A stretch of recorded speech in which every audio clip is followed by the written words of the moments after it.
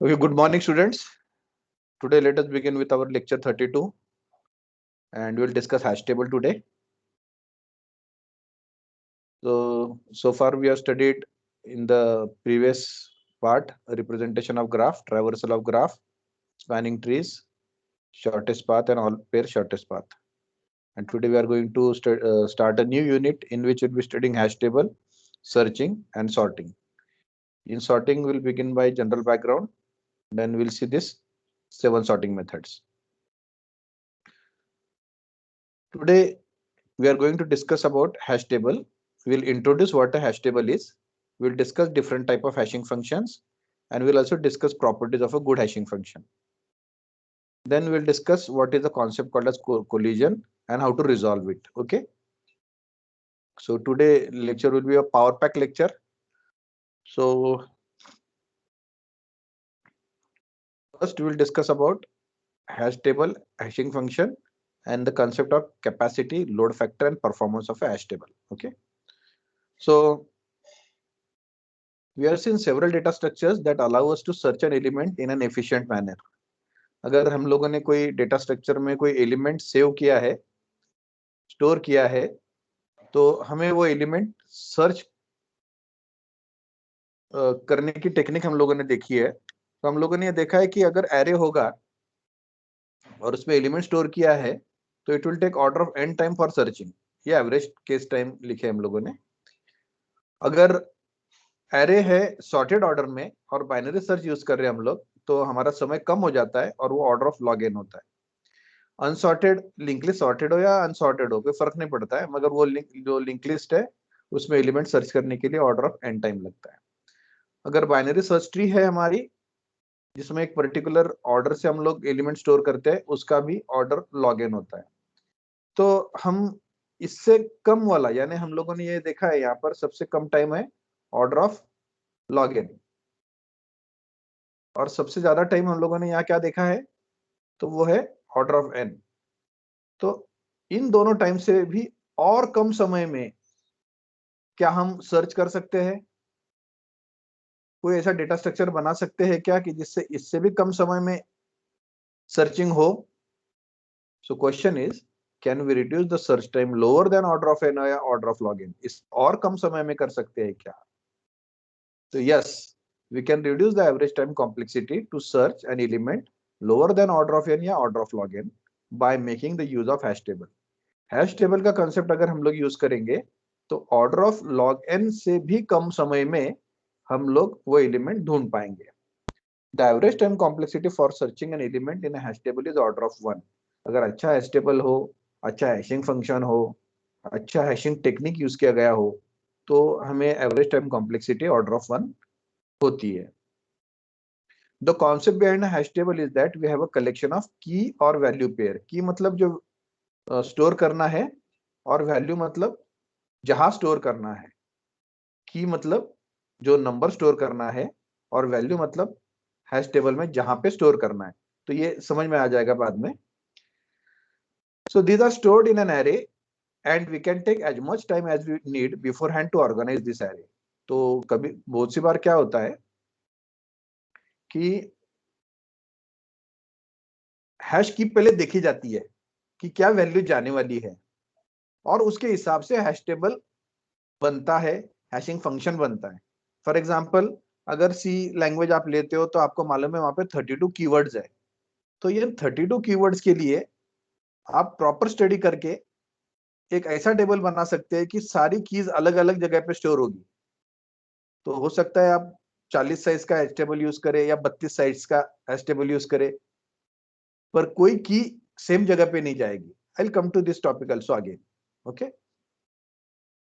Letter we try to locate objects और values from it several number of times. हमें बार बार जरूरत पड़ती है वही वैल्यूज को ढूंढने की. फॉर एग्जाम्पल, अगर एक बार हम लोगों ने हैश टेबल में स्टोर कर दिए सी के सारे कीवर्ड्स, और सपोज सी लैंग्वेज का प्रोग्राम है हमारा, और इसको हम लोग कंपाइल कर रहे हैं, तो कंपाइलर बार बार ये टेबल में ढूंढने को जाता है कि ये जो वर्ड है ये कीवर्ड है कि नहीं. फिर दूसरा वाला कोई वर्ड होगा उसको भी ढूंढने को जाएगा. तो ये बार बार ये टेबल जो है वो एक्सेस करना पड़ता है. तो वहां पर ऐसे टेबल को सिंबल टेबल भी बोला जाता है, आपने ये ऑपरेटिंग सिस्टम में पढ़ा भी होगा। ठीक है, तो यहां देखते हैं, hash table is a type of data structure that stores की वैल्यू पेयर्स। तो की है वो इनपुट दी जाती है किसी हैश फंक्शन को, और हैश फंक्शन कोई नंबर जनरेट करता है। फॉर एग्जांपल अगर हैश फंक्शन आपका हो, सपोज आपकी की है x, हैश फंक्शन होगा आपका h ऑफ x। तो h ऑफ x ऐसा डिफाइन होगा, हैश फंक्शन ऐसा डिफाइन होगा, x mod 10। Okay, x mod 10 होगा।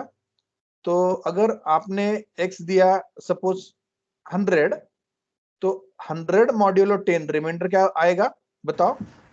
10 10 100 को अगर 10 से डिवाइड किया तो रिमाइंडर 10 आएगा?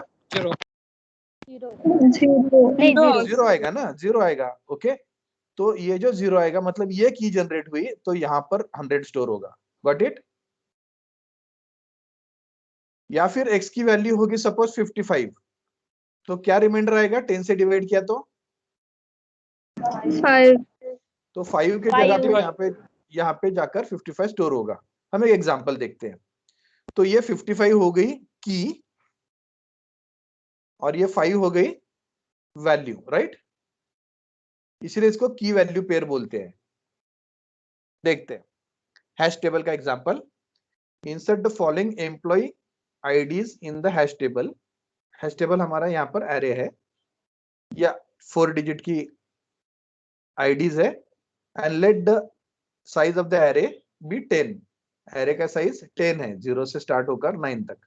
तो आपको मालूम है सबस्क्रिप्ट है एरे की, और ये एरे है।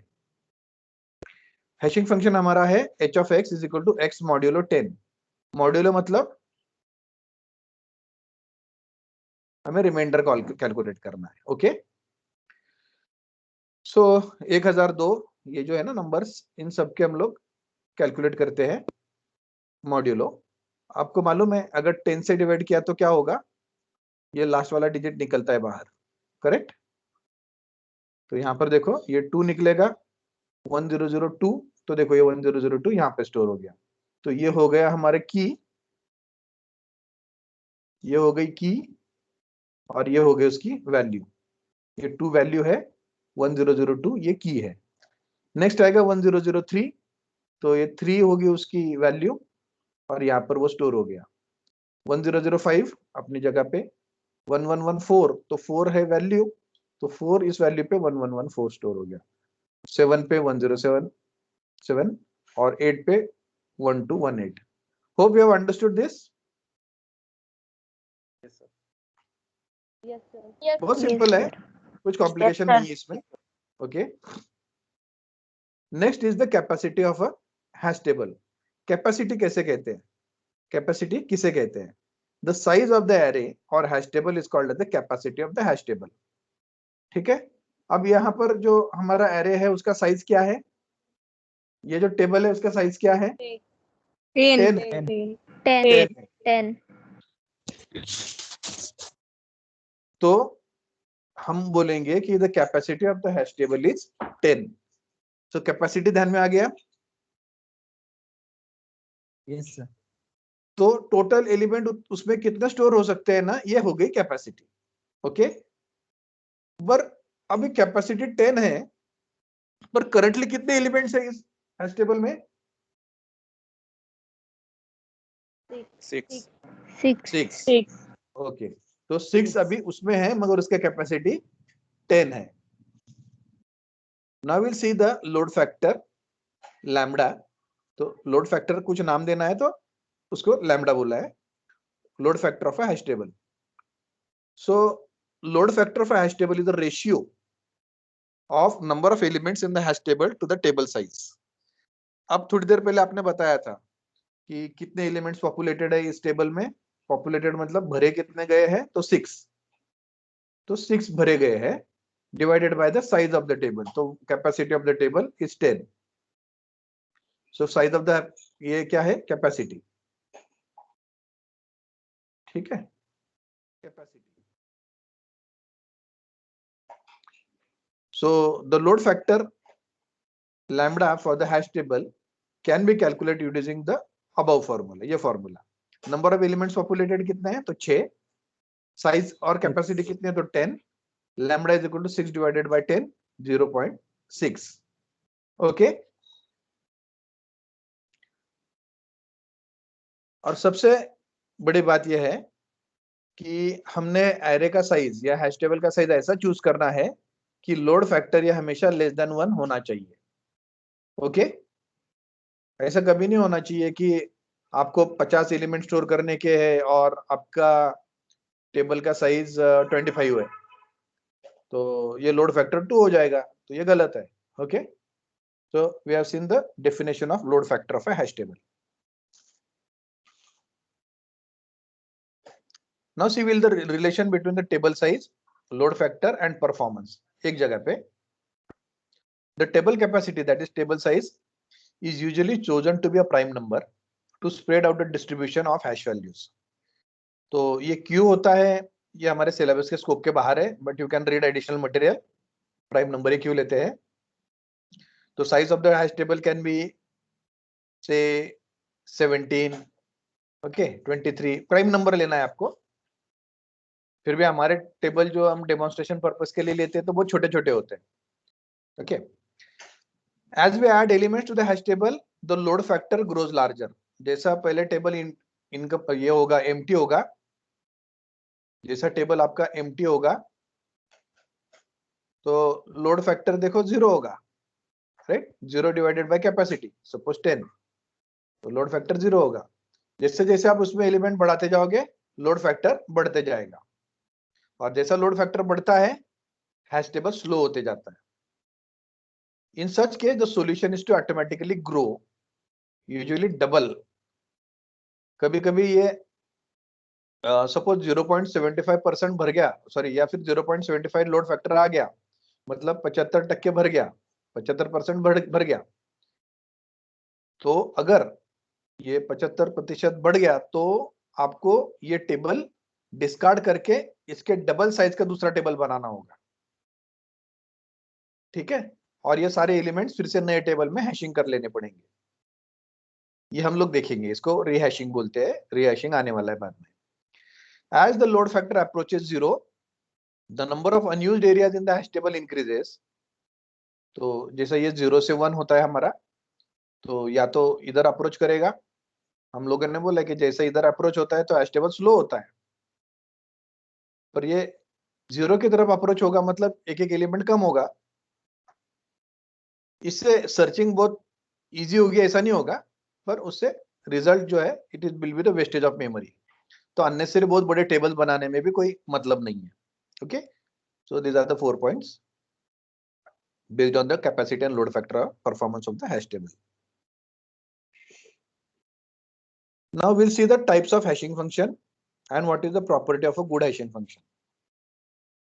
तो हमें अलग अलग प्रकार के हैशिंग फंक्शन देखने हैं. पहले का नाम है डिवीजन मेथड, दूसरे को बोलते हैं मिड स्क्वायर मेथड, तीसरा है मल्टीप्लिकेशन मेथड, और फोल्डिंग मेथड में 2 प्रकार है, फोल्ड शिफ्ट और फोल्ड बाउंड्री. बहुत आसान टॉपिक है, टाइप्स ऑफ हैशिंग फंक्शन. हम लोग इसके एग्जांपल्स भी देखेंगे. तो division method of hashing is simplest of all. के होता है, ये की होती है हमारी, एम से डिवाइड करो और क्या रिमाइंडर आता है वो देखो.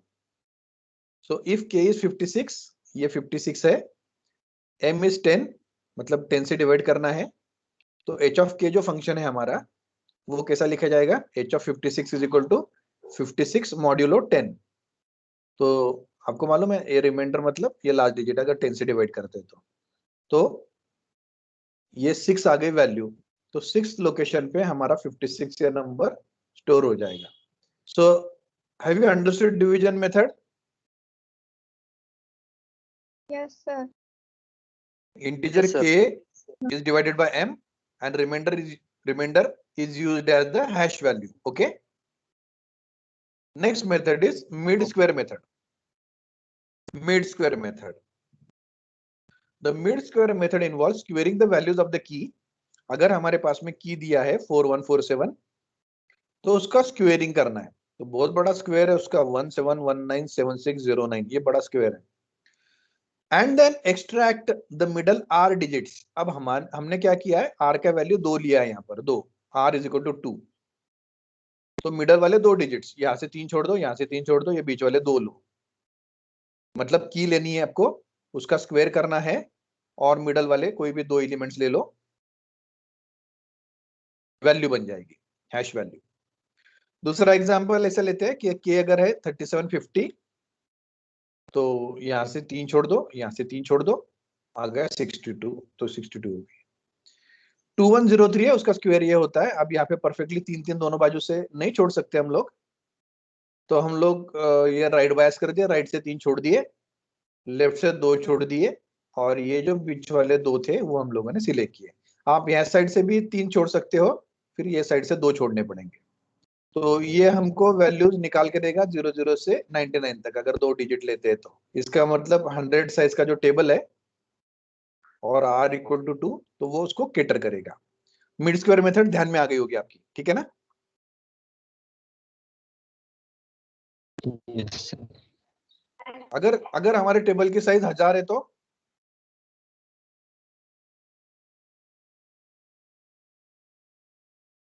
r की वैल्यू क्या लेनी पड़ेगी? 3. 3. 3, ओके, 3. राइट, बिल्कुल। तो ये जो है 1719609, तो कौन से 3 डिजिट निकाले? यहाँ से 3 छोड़ दो, ये 3 ले लो, ये 2 छोड़ दो, ऐसा कर सकते हैं, राइट? या फिर ये 3 छोड़ दो, ये 3 ले लो और ये 2 छोड़ दो। तो ये 3 हमारी की, ये एग्जांपल में ऐसी भी बन सकती है 197, okay. It depends on you. की लेनी है, उसका स्क्वायर करना है, और बीच में से नंबर ऑफ डिजिट्स हमें जो चाहिए वो एक्सट्रैक्ट करने हैं। अब ये दूसरा मल्टीप्लिकेशन मेथड है, ये उसका जनरल फॉर्मूला है, तो मैं थोड़ा आपको एग्जाम्पल के साथ में एक्सप्लेन करता हूं। यही स्टेप्स है। मल्टीप्लाई द की के, हमारी जो की होगी ना 50, उसको एक कांस्टेंट नंबर, छोटा नंबर होता है ये डेसिमल में, कांस्टेंट ए से मल्टीप्लाई करना है। मतलब के मल्टीप्लाइड बाय ए। एक ऐसा है 0 से 1 के बीच में, मतलब 0 पॉइंट कुछ तो होगा। तो फिर ये मल्टीप्लिकेशन हमको मिला है 24.25, यानी 50 मल्टीप्लाइड बाय 0.485, ऐसा नंबर मिलेगा। दूसरा है extract the fractional part of के मल्टीप्लाइड बाय ए। तो ये जो फ्रैक्शनल पार्ट है 0.25, उसको एक्सट्रैक्ट करो। तो ये इधर वाला जो पोर्शन है वो आपको निकाल देना, सिर्फ फ्रैक्शनल पार्ट लेना है। Multiply the fractional part by M. M हमारा size of the hash table है। Suppose size of the hash table is 10, so 10 multiplied by 0.25, तो हो जाता है 2.5। अगले स्टेप में truncate the result to get the result in the range 0 to m-1। Truncate कर देना है, मतलब ये डेसिमल पॉइंट आपको निकाल देना है। तो क्या बचता है 2। सो 2 हो गई हमारी हैश वैल्यू, और वहां पर हम लोग स्टोर करने वाले हमारा नंबर 50, ओके।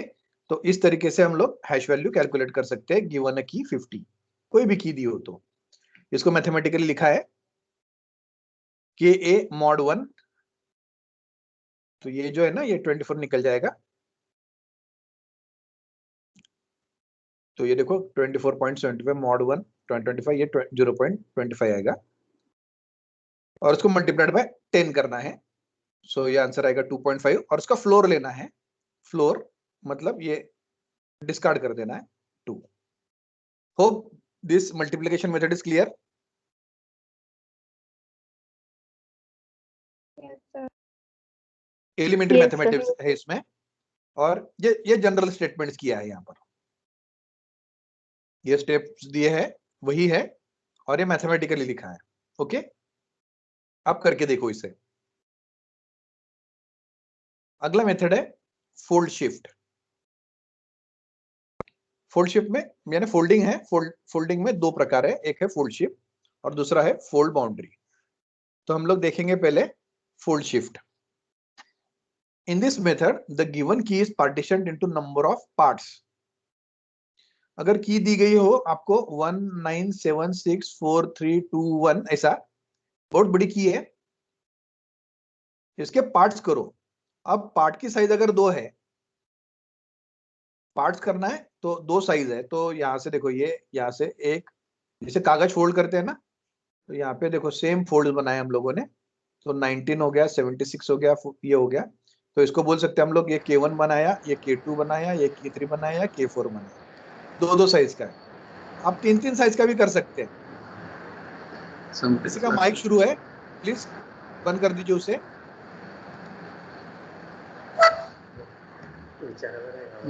किसका माइक शुरू है? Hello students, hello. ये कौन आ गया बीच में? डायरेक्टर सर आ गया। कोले सर किसका आने मुझे? सर सर अजय पाटिल बोलते हो सर? अजय MCH चं पाटील लेक्चर आहे अजय पाटील बोल. सर, MCH चं फर्स्ट इयरचं लेक्चर सुरू आहे सर. मला वाटतं पवार सर आले. हाँ हाँ, एक मिनट. हो सर, हो sir.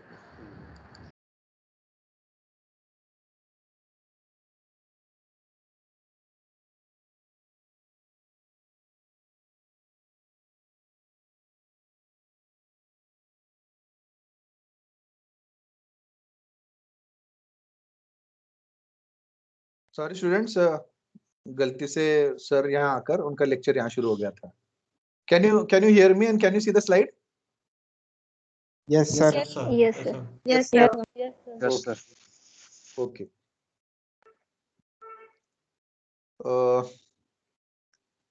It was Professor B.V. Pawar, sir, the senior most faculty member of our school, and he is the pro vice chancellor of our university. But still, he has not stopped taking lectures. Anyways, तो मैं बता रहा था कि हमारी folding जो है वो 3 डिजिट्स की भी हो सकती है.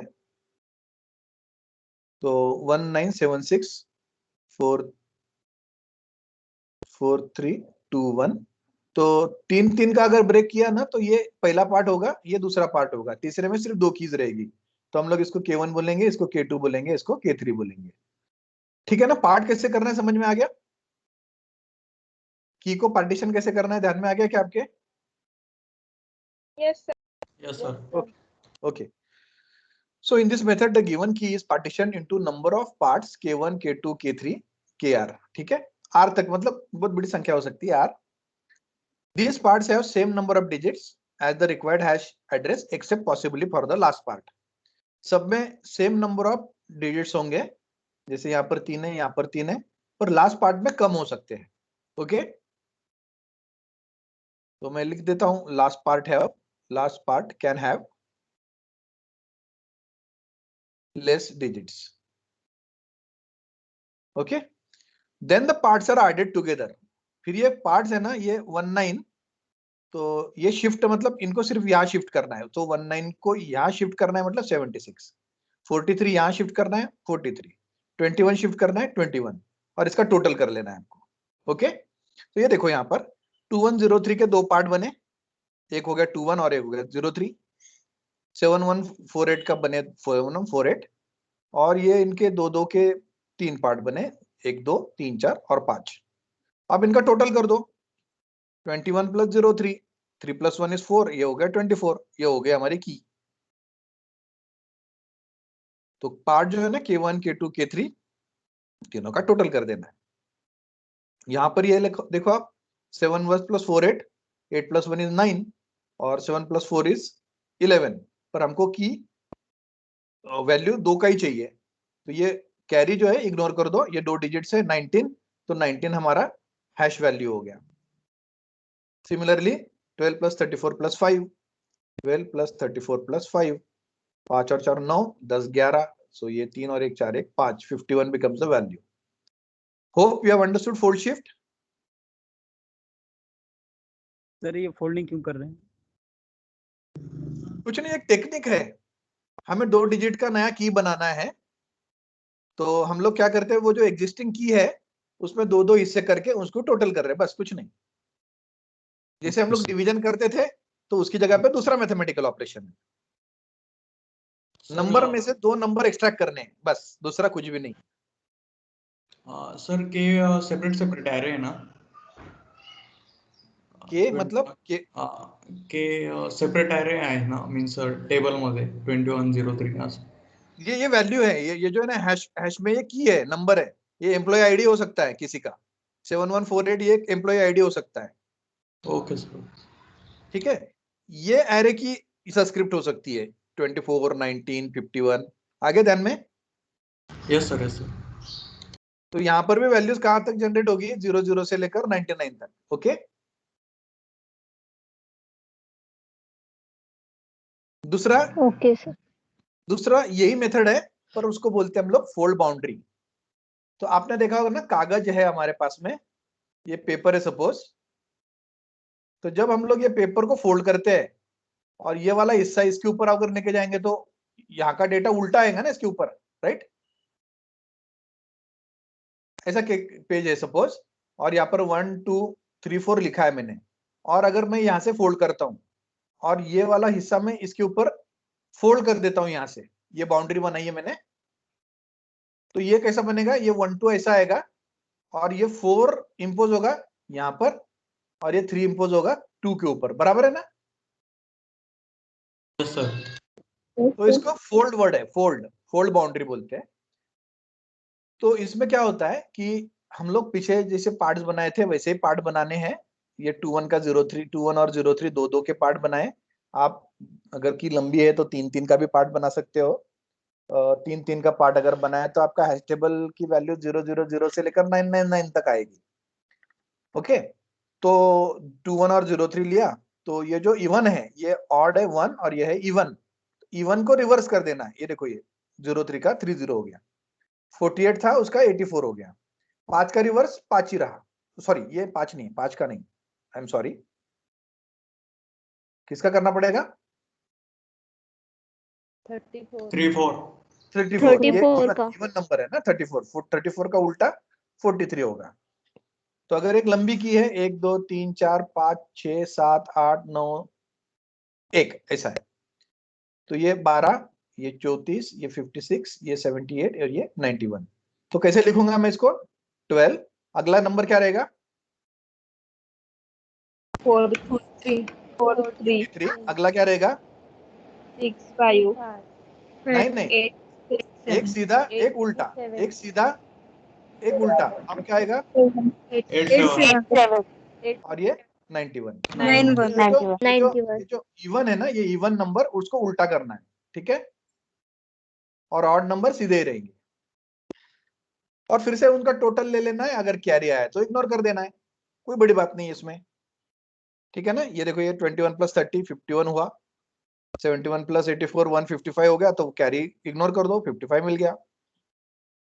और ये 12 + 43 + 5 इनकी टोटल कर दो, 60 आ गया। तो ये हमें हैश वैल्यू मिल गई, और इस लोकेशन पे आपका ये नंबर स्टोर हो जाएगा, इस लोकेशन पे ये नंबर स्टोर हो जाएगा, इस लोकेशन पे ये नंबर स्टोर हो जाएगा। तो ये भी एक मेथड है आपकी, जहां पर आप हैश की वैल्यूज हैश टेबल में कैलकुलेट कर सकते हैं। Okay, any difficulty?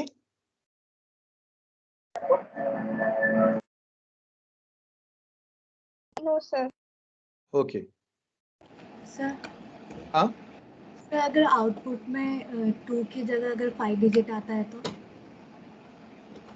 जैसे यहाँ पे 55 है तो 1 कट हो जाता है, 55 को लेते हैं। नहीं देखो, यहाँ पर ये जो है ना, तो जो लास्ट वाले 2 कीज रखनी है, जितने जबकि ये आती है ना कैरीज, उनको इग्नोर कर देना है।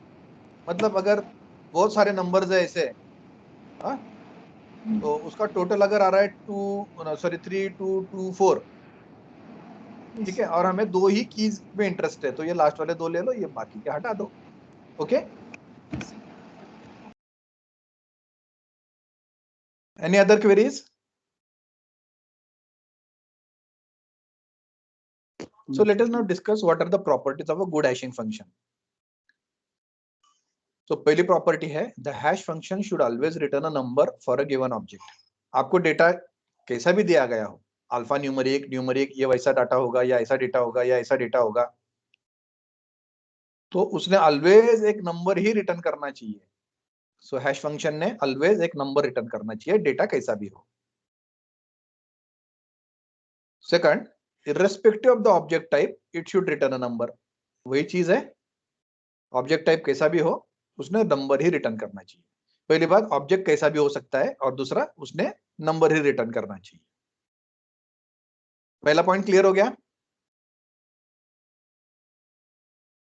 Yes sir. दूसरा point, the hash function should be very fast to compute. वो अननेसेसरी कॉम्प्लिकेटेड नहीं होना चाहिए, बहुत फास्ट होना चाहिए. तीसरा, the hash function should use all the input data.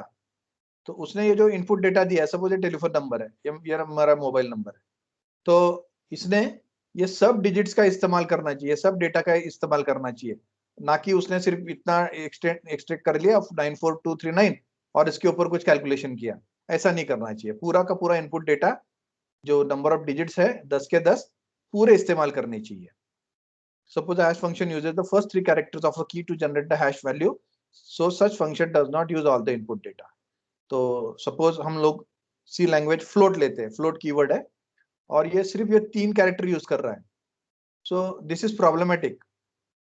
Okay, ऐसा नहीं करना चाहिए, उसने पूरे के पूरे सारे कैरेक्टर्स यूज करने चाहिए. Next, the hash function should always generate the same hash value for equal object.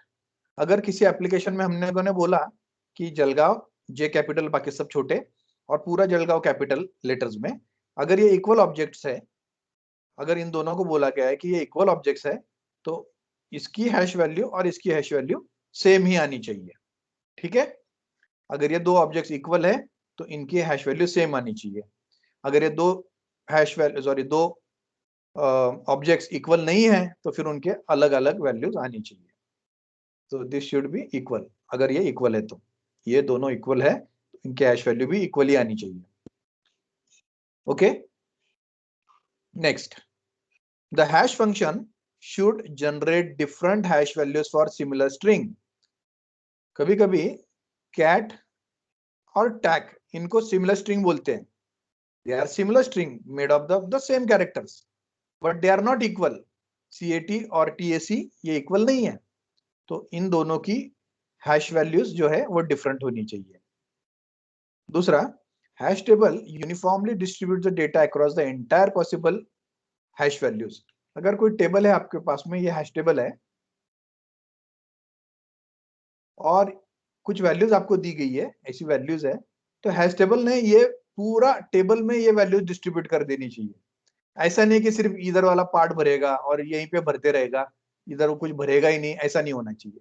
Uniformly पूरे टेबल में उसने वो वैल्यूज स्प्रेड आउट कर देनी चाहिए.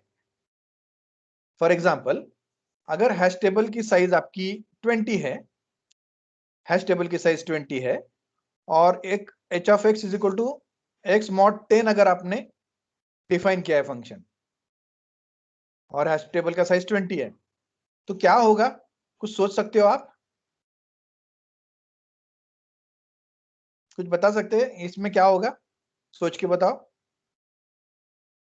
हैश टेबल का साइज 20 है और हैश फंक्शन है h of x मॉड्यूलो 10. क्या होगा? त्या पार्ट भरला जाईल फक्त. जीरो से लेकर 9 वाला ही पार्ट भरा जाएगा. 10 से लेकर 19 तक भरा ही नहीं जाएगा. तो distribution will be only in half of the table. Okay, तो वो सिर्फ एक पार्ट भरते रहेगा, दूसरे पार्ट में भरेगा ही नहीं. और दूसरा, सपोज आपको इस तरीका का डेटा दिया है, ये डेटा दिया है, देखो मैंने जो एग्जांपल लिया पहला वाला, ये सबके ध्यान में आ गया क्या? क्या कहना था मुझे? Yes, sir. ये बड़ा सा टेबल है हमारा. ओके, ये 0 से लेकर ये 9 तक है और ये 10 से लेकर ये 19 तक है. ये कंटिन्यूअस है. ओके, ऐसा कंटिन्यू है. कोई भी नंबर दिया और उसको मॉड्यूलो 10 किया तो वो इसमें ही वैल्यू जनरेट करेगा. तो आपके नंबर सिर्फ यहाँ पर स्टोर होंगे, हैश वैल्यू यहाँ की जनरेट ही नहीं होगी. मतलब यहाँ पे कुछ स्टोर होने को आएगा ही नहीं, तो आपको ये हैश फंक्शन नहीं चलेगा. x मॉड्यूलो 20 लेना पड़ेगा. चलेगा ना? समझ में आ गया ना? Yes, sir. x mod 20 लेना पड़ेगा, तब ये सब इसमें डिस्ट्रीब्यूट करेगा.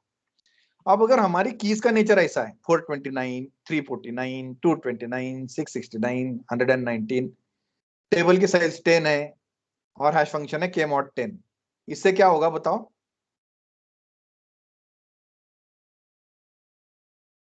All keys will generate hash value 9। Yes sir. तो उसका मतलब ये नहीं कि वो सारा टेबल में सब जगह पे वो डिस्ट्रीब्यूट कर रहा है, तो ये जो फंक्शन है k mod 10 नहीं चलेगा, उसको कुछ अलग फंक्शन आपको यूज करना पड़ेगा, mod 7।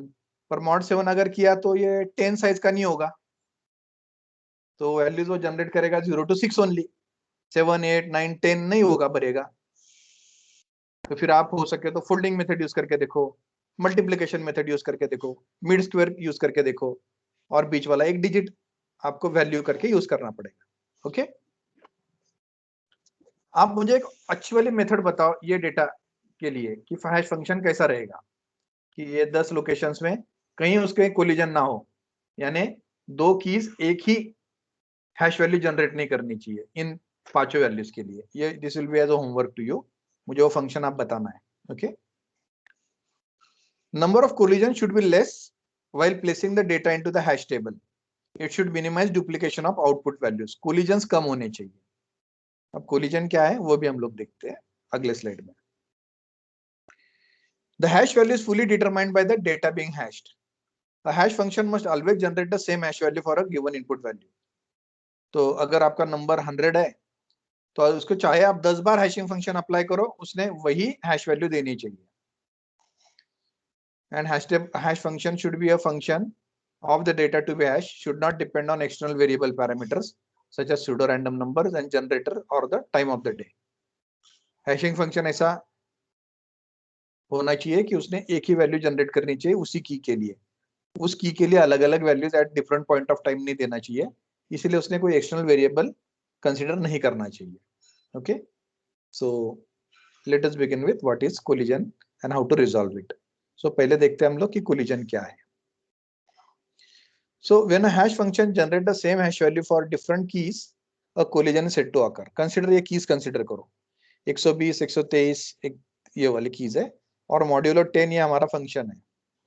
तो 120 को मॉड्यूलो 10 किया तो आंसर 0 जनरेट होता है, तो 120 यहाँ स्टोर कर दिया हम लोगों ने। 123 तो इसका क्या आएगा? 3 आएगा, 3 तो यहाँ स्टोर हो गया। 342 का 2 आएगा, यहाँ स्टोर हो गया। 876 यहाँ स्टोर हो गया। 343 क्या आया? 3 आया, तो hash value of 123 is equal to hash value of 343 which is 3, और वो इसी जगह स्टोर होने का बोलेगा कि मुझे यही स्टोर करना है, तो हम लोग बोलेंगे कि कोलिजन हैज ऑकर्ड, क्योंकि हम लोग एक लोकेशन पे सिर्फ एक की स्टोर कर सकते हैं। और जब 123 आया है पहले से, जब 343 आता है तो हम लोग बोलते हैं कि collision has awkward. Hope you have understood the concept of collision. Yes sir. Yes sir. So when a hash function generates the same hash value for different keys, a collision is said to occur. Different key है, 123 अलग है और 343 मतलब 343 ये अलग है, अलग अलग कीज है, मगर उनका हैश वैल्यू सेम है, तो हम लोग बोलते हैं कि कोलिजन हैज अकर्ड। जब एक ही हैश लोकेशन के लिए एक से ज्यादा की कंपीट करती है उसको बोलते हैं कोलिजन, और ये कोलिजन का रिजॉल्व करने की टेक्निक्स होती है। सो कोलिजन रिजोल्यूशन टेक्निक्स, एक होती है सेपरेट चेनिंग, दूसरी होती है ओपन एड्रेसिंग। सेपरेट चेनिंग को ओपन हैशिंग भी बोला जाता है और ओपन एड्रेसिंग को क्लोज हैशिंग भी बोला जाता है। क्लोज हैशिंग में एक्सटर्नल डेटा स्ट्रक्चर यूज नहीं करते हैं, उसी में एडजस्टमेंट होता है। ओपन एड्रेसिंग में क्या होता है, आपका जो पहले का डेटा स्ट्रक्चर है उसमें और डेटा स्ट्रक्चर जोड़ा जा सकता है। सो एक एग्जांपल है सेपरेट चेनिंग, तो ऐसे चेन्स बना सकते हैं आप, ठीक है, यहाँ लिंक लिस्ट यूज कर सकते हैं। ओके, तो पहले हम लोग सेपरेट चेनिंग देखेंगे, उसके बाद में ये लीनियर, क्वाड्रेटिक और डबल हैशिंग देखेंगे। सो 4 मेथड्स हमें देखने हैं। सो कोलिजन रेजोल्यूशन टेक्निक्स कितनी है? मेन टाइप की 2। What are they? Separate chaining, Separate chaining and open addressing. Okay, और सम लिटरेचर उनको अलग नाम देता है, वो क्या है? open hashing and close Open hashing. hashing and close hashing. Okay, open hashing sorry open addressing और क्लोज हैशिंग के और 3 टाइप है, उनको क्या बोला जाता है? Linear Linear probing, probing, Linear quadratic quadratic probing, probing, double hashing.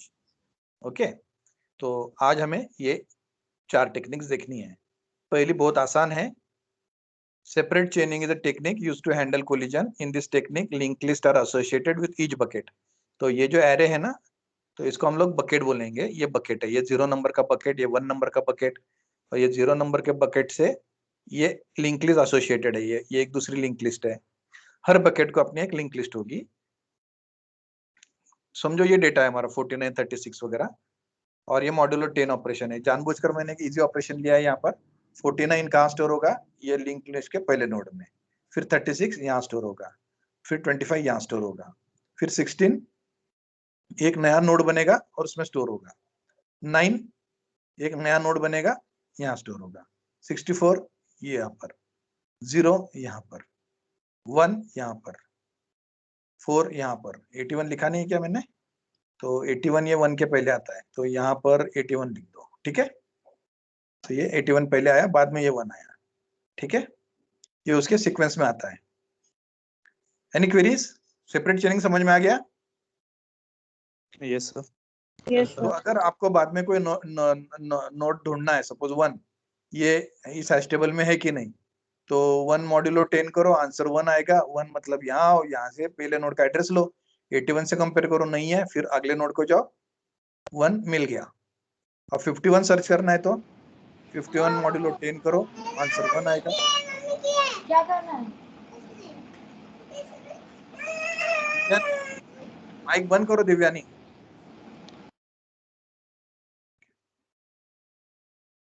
सो 51 यहाँ सर्च करना है, 81 से मैच नहीं होगा, फिर 1 से भी मैच नहीं होगा, और आगे तो ये नल आ गया। इसका मतलब अभी आगे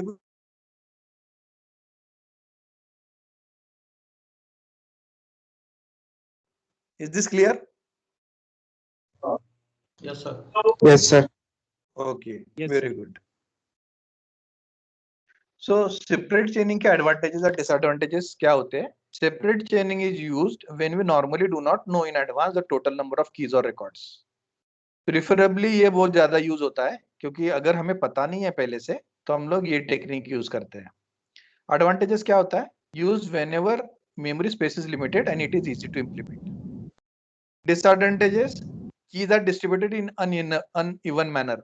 अगर वो हमारा एग्जांपल लास्ट में 9 वाला था, वो अगर लिया हम लोगों ने, तो सब ये कीज यहाँ पर 9 वाले यहीं एक जगह पे आ जाएगी, अनइवन मैनर में आएगी। If the list becomes long the search time increases. अगर ये लिंक लिस्ट है, ये बहुत बड़ी हो जाएगी, तो वो ऑर्डर ऑफ n हो जाएगा यहाँ पर, तो ये प्रॉब्लम हो सकता है। There are many empty buckets in the table. ये जो ऐसे बकेट्स है ना, ये एम्प्टी बहुत सारी मिलेंगी आपको, और हमने बोला है कि कैसा होना चाहिए, पूरा डिस्ट्रीब्यूशन इवन होना चाहिए पूरे हैश टेबल में। So these are the disadvantages of using separate chaining. दूसरा मेथड है ओपन एड्रेसिंग। तो पहले जो देखा था हम लोगों ने वो था सेपरेट चेनिंग, अब ये है ओपन एड्रेसिंग। तो ये देखो, हम लोग अब ये देख रहे हैं ओपन एड्रेसिंग। पहले क्या देखा था हम लोगों ने? सेपरेट चेनिंग। अब हम क्या देख रहे हैं? Open addressing. ओके, इसको क्लोज एड्रेसिंग वगैरह ऐसा कुछ नहीं बोलते हैं, ओपन एड्रेसिंग बोलना है, और ये सेपरेट चेनिंग बोलना है। ये जो ओपन और क्लोज का कॉन्सेप्ट है ना, तो ये यहाँ पर है, ओपन हैशिंग और क्लोज हैशिंग। हैशिंग वर्ड के साथ में आता है क्लोज या ओपन दोनों, और एड्रेसिंग के साथ में सिर्फ ओपन एड्रेसिंग आता है। So open addressing is normally used when we know the number of keys and records in advance and have enough memory available. जब हमें पता होता है ना कि मैक्सिमम हमारी कीज कौन कौन सी है, किस नेचर की है, कितनी कीज आने वाली है वगैरह, सब जब हमें पता होता है तो हम लोग ओपन एड्रेसिंग यूज करते हैं। जब पता नहीं होता है तब हम लोग सेपरेट चेनिंग यूज करते हैं। इसमें सबसे बड़ी बात क्या है कि जो कोलिजन्स करने वाली कीज है वो सेम टेबल में स्टोर होती है, अलग लोकेशन पे।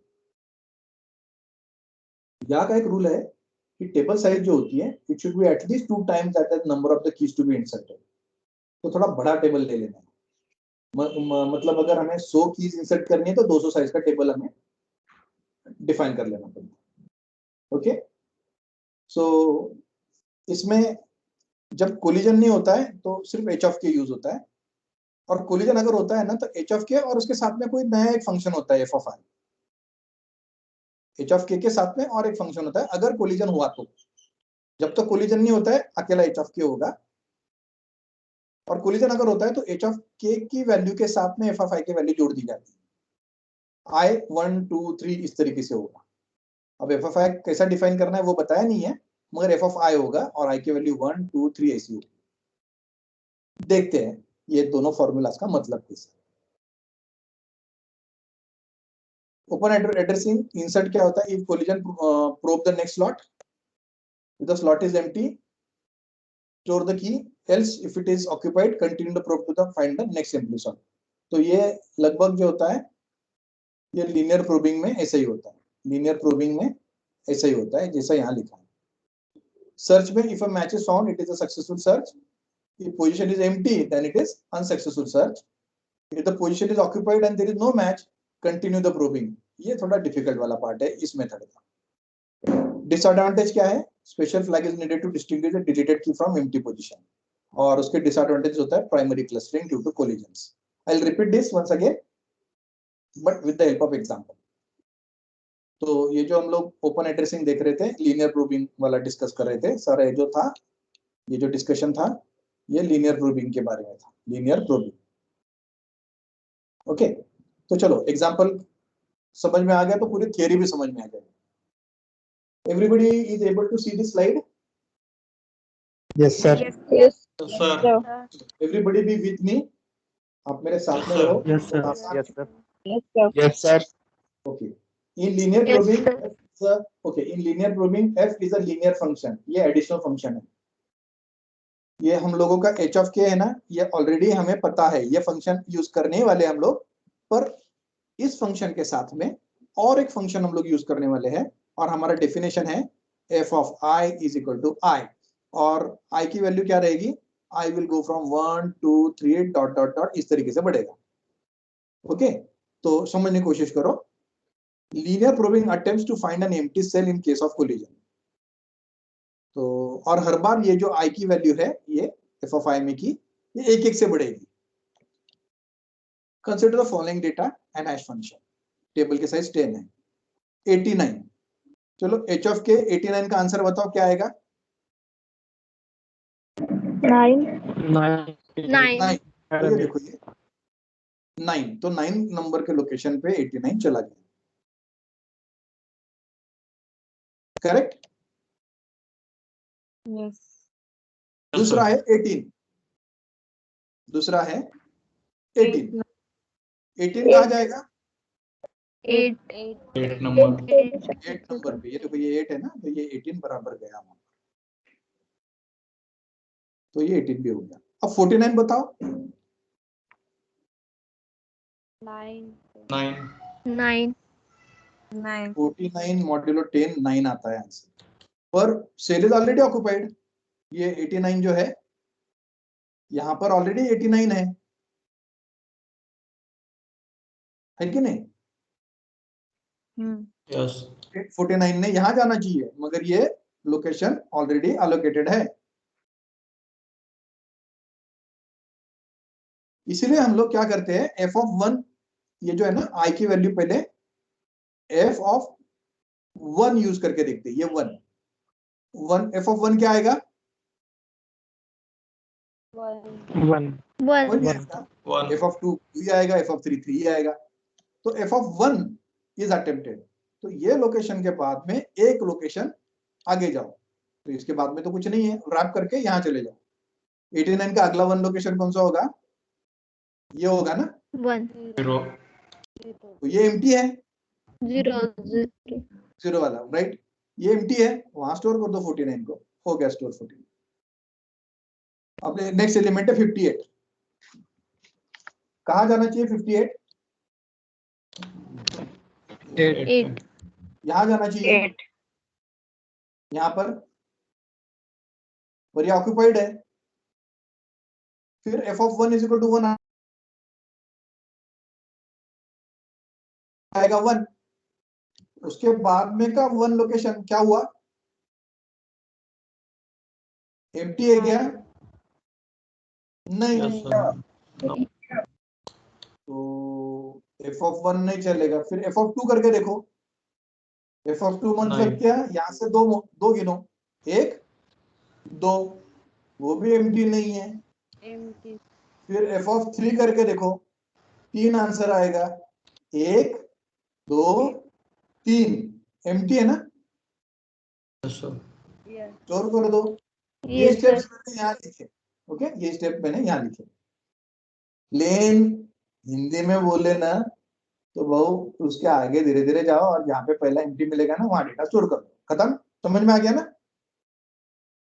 Yes, sir.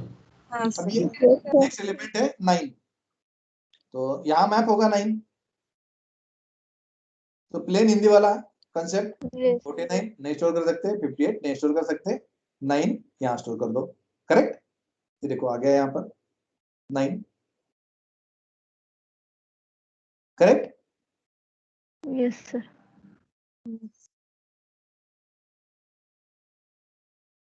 अगर मैंने अभी नेक्स्ट एलिमेंट दिया 17 तो कहाँ आएगा,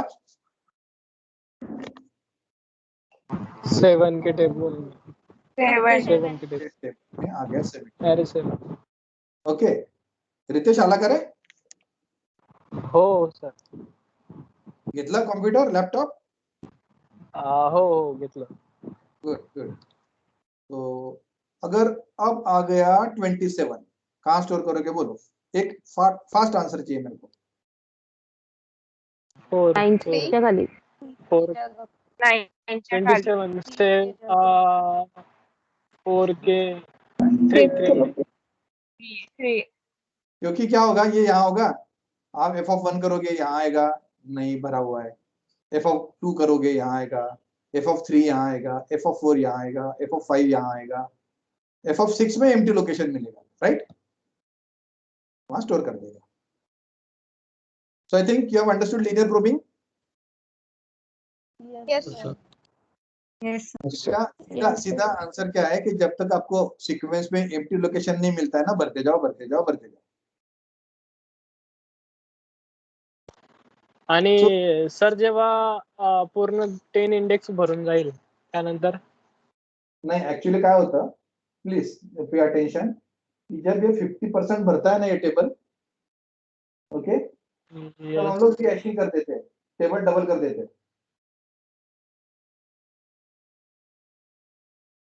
टेबल की जो साइज होती है ना, जब उसमें मतलब 20 हो जाएगी। 50% या 70% पॉपुलेट हो गया ना, तो हम टेबल की साइज डबल कर देते हैं, गॉट इट। Yes, sir. तो टेबल Yes, sir. भरना ऐसा कभी नहीं होता।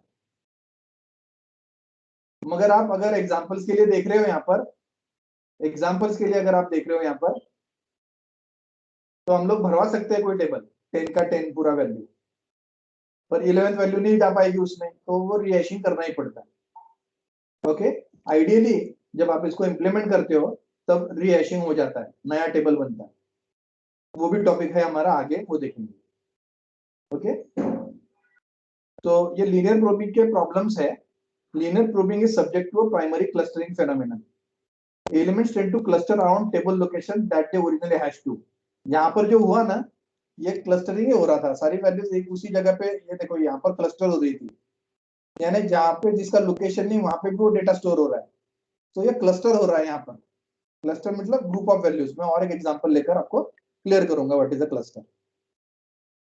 तो linear probing is subject to primary clustering phenomenon. आपको अंडरस्टैंड करना है कि प्राइमरी क्लस्टरिंग किसे कहते हैं, और दूसरा होता है सेकेंडरी क्लस्टरिंग।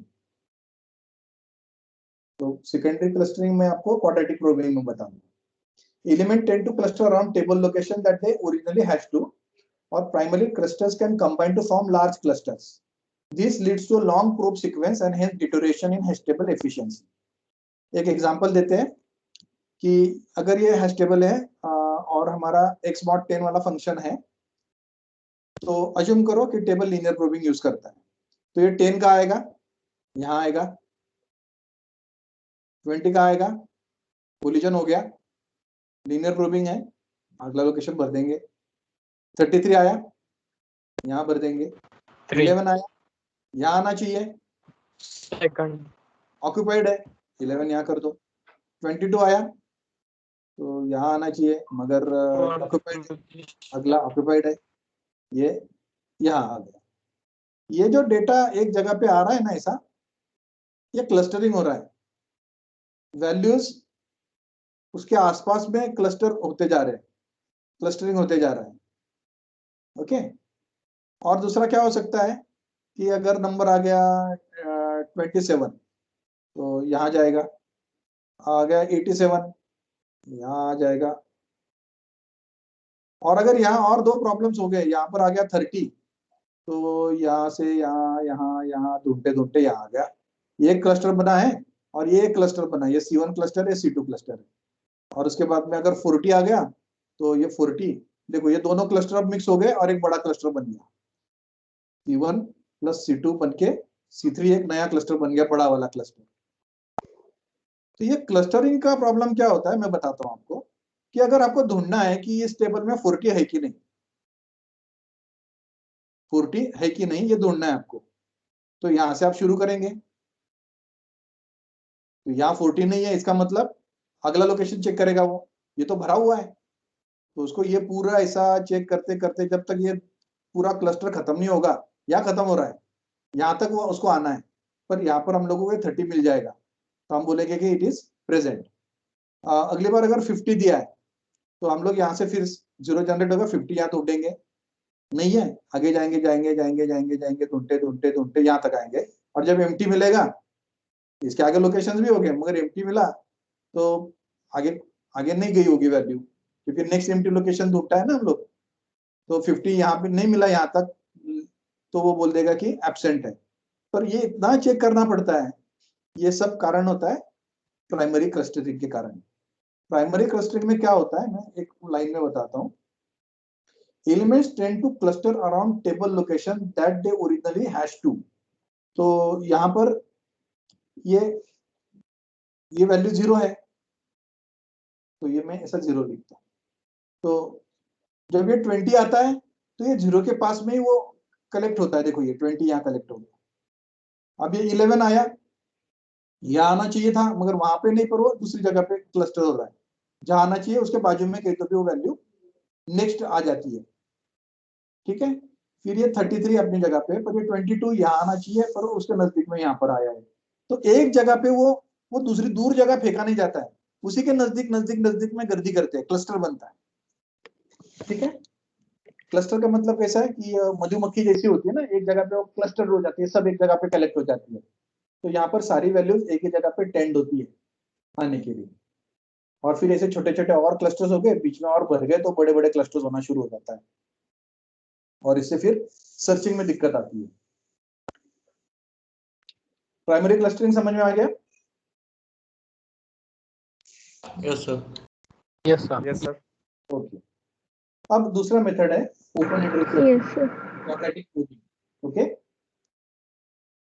क्वाड्रेटिक प्रोबिंग और लीनियर प्रोबिंग में फर्क क्या है कि हम लोगों ने यहाँ पे F of I is equal to I देखा था लीनियर में। तो लीनियर में कैसा होता था कि ये 1 दिया आउटपुट भी 1 आता था, ये 2 दिया आउटपुट भी 2 आता था, मतलब ये की थी और ये एफ ऑफ आई था। तो अगर आई 3 दिया एफ ऑफ आई 3 आता था, ऐसा हुआ था। क्वाड्रेटिक प्रोबिंग में क्या होगा, F of I is equal to I square. तो क्या होगा, आई की वैल्यू 1 होगी, 2 होगी, 3 होगी, 4 होगी, 5 होगी, 6 होगी, ठीक है ना।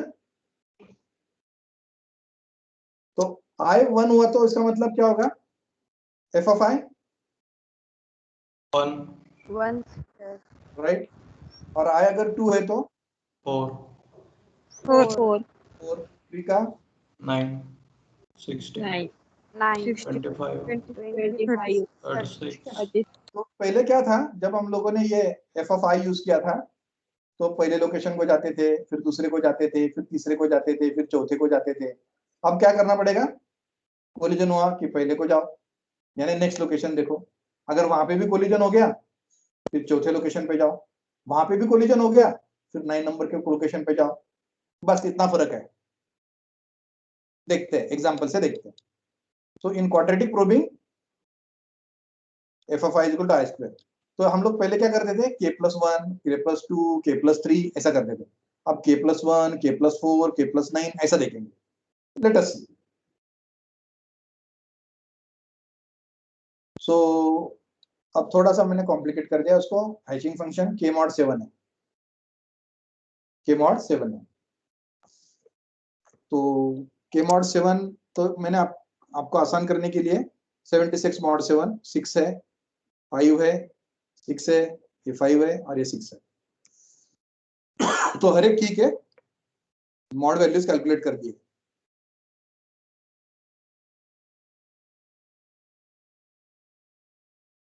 ओके, तो पहले की आई 76, कहाँ स्टोर किया, एट प्लेस 6.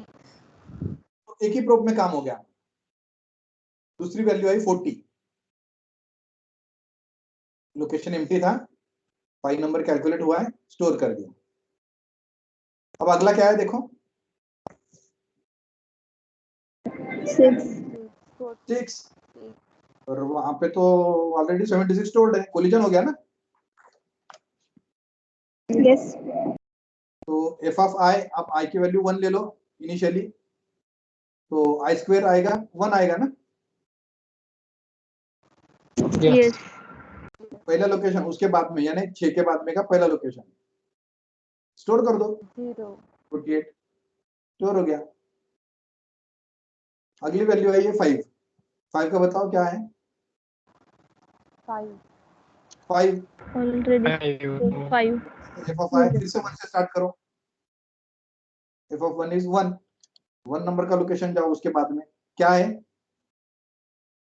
ऑक्यूपाइड है ना। ऑक्युपाइड है। और तो ये Yes, पहला sir. प्रोब था, ये फेल गया हमारा, ये दूसरा प्रोब था, ये भी फेल गया हमारा।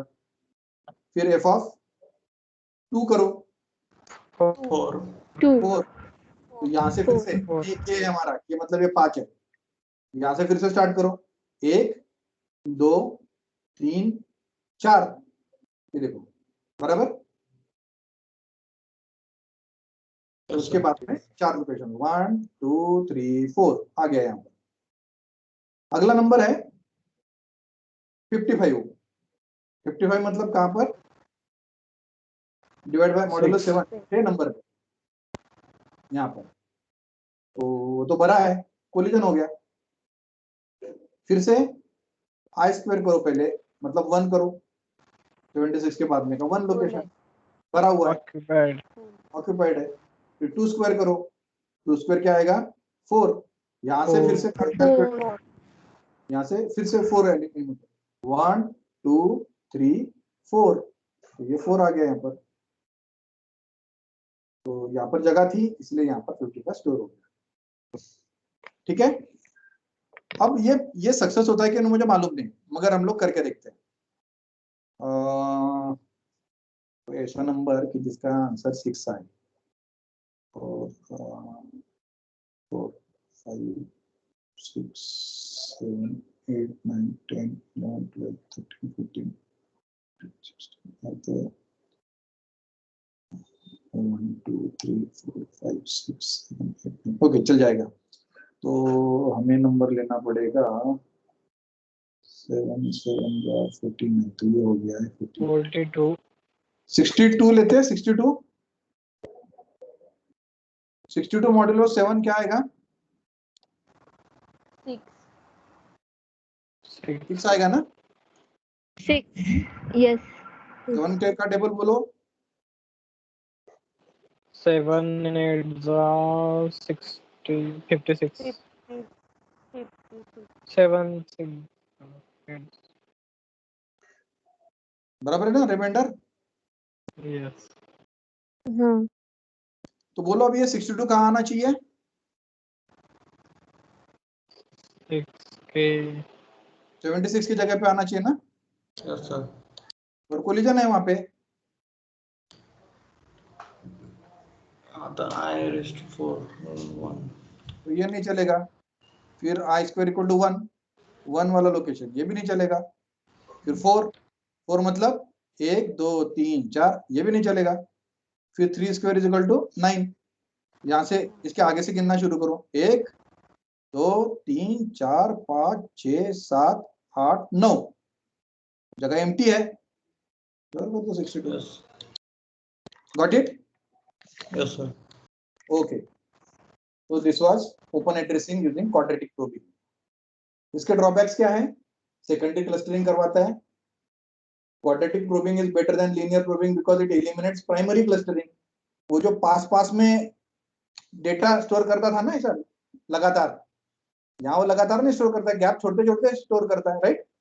एम्प्टी लोकेशंस मिलते हैं ना यहाँ पर ऐसे, और वहां पे वो लगातार स्टोर करता है और क्लस्टर प्राइमरी क्लस्टर बनता है। यहाँ पर ये जगह छोड़ देता है, तो प्राइमरी क्लस्टरिंग एलिमिनेट करता है मगर सेकेंडरी क्लस्टरिंग इंड्यूस कर देता है। सेकेंडरी क्लस्टरिंग इंड्यूस करता है मतलब क्या कि दो कीज अगर है तो उनका प्रोबिंग सीक्वेंस सेम है। This sequence of location is called as a secondary cluster. मैं एक एग्जांपल बताऊंगा आपको। Secondary clustering is less harmful than primary clustering because secondary clusters do not combine to form large clusters. एक example देते हैं। Suppose दो keys है हमारे पास में, K0 K1 K2 K3 K4। तो कीज है हमारे पास में 10 110 50 60 और 80, ऐसी कीज है हमारे पास में, और हमारा फंक्शन है K मॉड्यूलो 10, ठीक है ना? तो मुझे बताओ 10 कहाँ आएगा?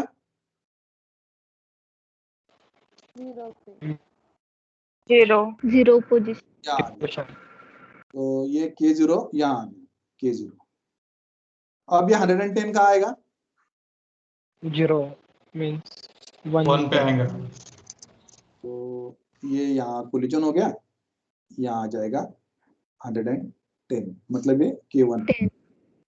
K2 कहाँ आएगा? 4 पे। 0 की पोजीशन पे। ये तो 1 भी फेल हो गया। फिर यहाँ से 1 2 3 4, यहाँ आएगा आपका 50। तो यहाँ आया, यहाँ कोलिजन हुआ, तो मैं इसको अलग स्याही में ड्रॉ करता हूँ। यहाँ आया, फिर यहाँ आया, कोलिजन हुआ, फिर यहाँ आया, ठीक है? अब 60 के लिए क्या होगा? 9 पोजीशन। यह आएगा, सेम पाथ फॉलो कर रहा है, देखो 9 पे आएगा। और फिर ये 80 16 के पोजीशन 16 की यहाँ आएगा, फिर यहाँ आएगा, फिर यहाँ आएगा, फिर 16 पे यहाँ स्टोर हो गया 80। तो आपने देखा होगा कि ये K4 फिर वो K3, ये सेम सीक्वेंस फॉलो कर रहे हैं कि नहीं? यहाँ हो गया, फिर यहाँ हो गया, फिर यहाँ हो गया। ये देखो, ये K3 है और ये K4 है। तो ये लोकेशन K4 को भरा हुआ मिला, ये भी लोकेशन भरा हुआ मिला, ये भी लोकेशन भरा हुआ मिला, ये भी लोकेशन भरा हुआ मिला, और K3 को भी यही लोकेशन भरा हुआ मिला, ये लोकेशन भरा हुआ मिला, ये भी। तो जब ये कीज का सेम हैश वैल्यू बनता है, तब जब वो प्रोब होते हैं तो सेम लोकेशंस में वो क्लैश होते जाते हैं आगे। तो इसको बोलते हैं secondary cluster. Okay, secondary cluster मतलब क्या? इट में रिजल्ट इन सेकेंडरी क्लस्टरिंग। जब ये दोनों का हैश वैल्यू सेम होता है, दो अलग अलग कीज का, the probing sequence for K1 and K2 are exactly the same. The sequence of location is called cluster. तो ये क्लस्टर है 110 10 110 50 60 80। ये क्लस्टर जो है बन गया ना अभी। अगली बार अगर वैल्यू आती है 210 तो क्या होगा? वो वहीं पे 25 पे सेम पाथ, उसका भी सेम पाथ रहेगा ऐसा। यहाँ देखो ना कितनी जगह खाली है, यहाँ कहीं नहीं जा रहा है वो भी इनके साथ में क्लैश होते जा रहा है, इसमें अननेसेसरी टाइम पास हो रहा है। This is called as secondary cluster. So a secondary cluster will develop and grow in size. ऐसा ये जो है ना सेकेंडरी क्लस्टर ये डेवलप होते जाएगा और बढ़ते जाएगा, आगे जाते जाएगा। और ये है कि इसके बाद में ये 19 के आगे तो नहीं जा सकता ना, तो ये फिर से यहाँ से फिर घूमना शुरू कर देगा। This is called the secondary cluster.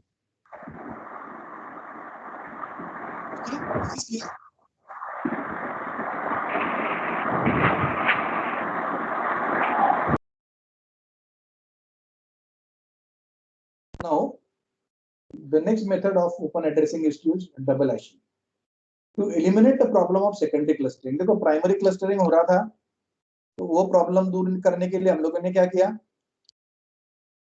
कौन सी टेक्निक यूज की?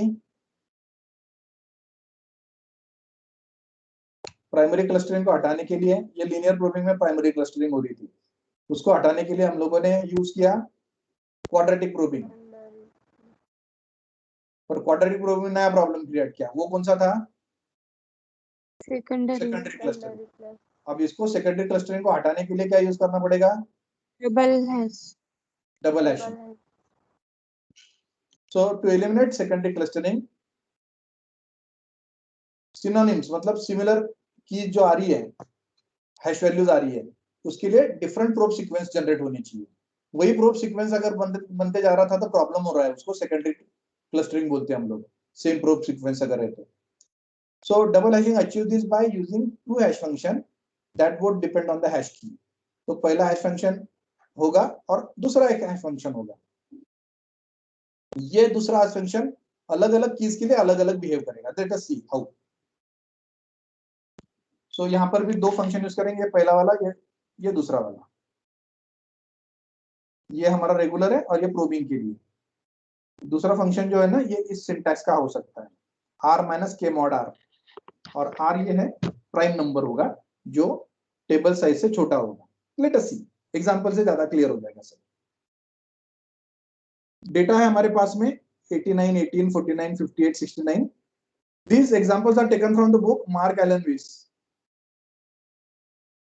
Okay, so consider this data has table size 10 है, हैश फंक्शन है h1 k मॉड्यूलो 10, और ये सेकंड फंक्शन जो है मैंने बोला कि ये r है, ये ये जो होगा ये एक प्राइम नंबर होगा, और जो हमारा हैश टेबल का साइज है 10 उससे छोटा नंबर होगा, तो 7 is less than 10 and it is a prime number.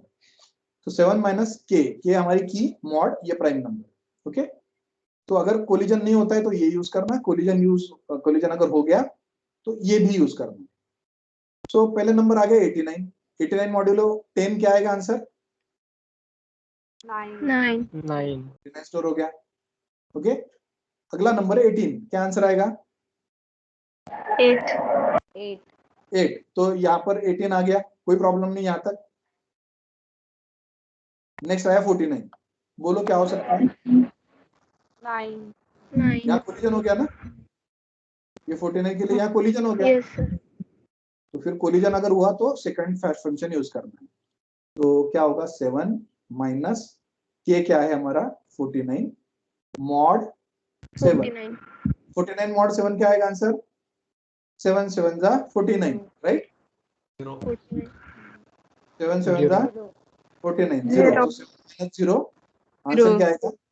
7। तो हम लोगों ने यहाँ बोला है कि h1 ऑफ k का जो आंसर आएगा उसमें ऐड करना है h2 ऑफ k, राइट? तो हमारा आंसर आया था 9, तो 9 में ऐड करने 7, तो 9 के बाद में 7 मतलब कैसा आएगा? ये 1, ये 2, ये 3, ये 4, ये 5, ये 6, ये 7। देखो यहाँ पर 49 स्टोर कर दिया 7th लोकेशन। तो ये यहाँ 7 देखकर यहाँ स्टोर नहीं करना है, ये 7 को यहाँ 7 देखकर यहाँ स्टोर नहीं करना है, ये गलत होगा। Okay, this is same as linear and quadratic. ये जो आएगा इसके आगे उतने लोकेशन गिन के स्टोर करना है। समझ में आ गया ना? Yes sir. Yes sir. यहाँ 7 को जाके यहाँ स्टोर नहीं करना है। ओके, नेक्स्ट वैल्यू क्या है? 49 के बाद में 58 है, तो आएगा 8। तो ये 58 7 माइनस 58 मॉड्यूलो 7, बोलो 7 माइनस क्या 2 2, हम लोगों ने देखा था ना 56 था तब, और 2, 7 माइनस 2 कितना आएगा 5 5, तो ये 18 के आगे 5, 1 2 3 4 5, लोकेशन एम्प्टी था, स्टोर कर दिया। 69 है, बोलो क्या करेंगे। 9 69 यहाँ आता है, और वो क्या है, ऑक्यूपाइड है, स्कूल है। तो हम लोगों को अभी सेकेंडरी फंक्शन यूज करना पड़ेगा। सर ठीक है, काउंटिंग नीचे से कर वहीं से काउंटिंग करनी है, जहां से अब यहाँ पर हुआ ना, तो इसके आगे वाला लोकेशन ये है, रैपिंग करना है आपको, घूम जाना है, जैसे सर्कुलर लिंक लिस्ट में करते थे ना, सॉरी सर्कुलर क्यू में करते थे ना, वैसे। यस चलो एग्जांपल में क्लियर हो जाएगा अभी। क्या नंबर है 69, आंसर क्या आएगा 7 माइनस 6 6 minus 6 1 7 माइनस 6, 1 7 माइनस 6 आ गया आंसर 1, इसके बाद का 1 लोकेशन ये 1, गॉट इट। जब ये 18 था, उसके आगे वाला देखो 1 2 3 4 5, ये 58 यहाँ स्टोर हो गया। जब ये 49 था, तो ये यहाँ पर ये कर रहा था, क्या बोलते हैं, कोलिजन। 89 का पहला लोकेशन 89 के बाद में ये है 1 2 3 4 5 6 7, 7 आया था ना तब आंसर, 49 7 प्लेस। ये जो सारा थियरी है यहाँ पर सब डिस्कस्ड है, ओके, जो मैंने अभी भी बातें की ये सब यहाँ पर लिखा हुआ है। So have you understood double hashing? Yes Yes, sir. Yes, sir. Yes, sir. So the lecture finishes over here. Thank you everybody. अगर आपके पास में कुछ queries है, कुछ पूछना है तो पूछो।